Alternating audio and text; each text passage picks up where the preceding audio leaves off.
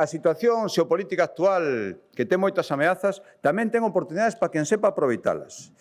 Nós temos unha oportunidade, varias, algunhas as mencionei. Outra, moi importante, a que se vai plantexar no eido aeroespacial con todo o que ten que ver co gasto de defensa. Levamos anos posicionándonos nese sector. Apostamos hai máis de 10 anos, cando era moito máis difícil ver oportunidade, por impulsar un polo aeronáutico que tiña e ten o seu epicentro no aeródromo lucense de Rozas. Estaba enfocado naquel momento o desenvolvemento de avións non tripulados para uso civil, é verdad, pero tamén eso foi criticado. Os de sempre criticaron que tampouco podíamos facer eso nese momento. Fixémolo.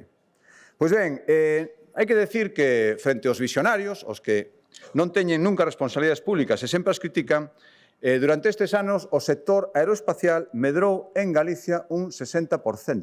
Aquela aposta tan criticada. Hoxe xa dependen deste sector en Galicia máis de 4.200 empregos. E somos a comunidade autónoma na que máis medrou a facturación e, polo tanto, a riqueza neste ámbito. E agora, as novas oportunidades fan que teñamos diante unha oportunidade, nunca mellor dito, cun enorme potencial de crecemento. Por iso, imos reorientar este polo aeroespacial.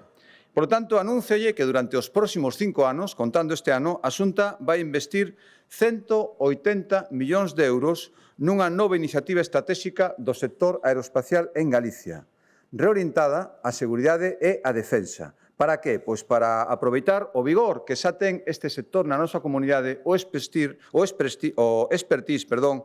prestixio e ante a previsión de que a demanda se incremente, vai no facer exponencialmente nos vindeiros anos. Galicia estará aí, a pesar das críticas que estou seguro que imos ter.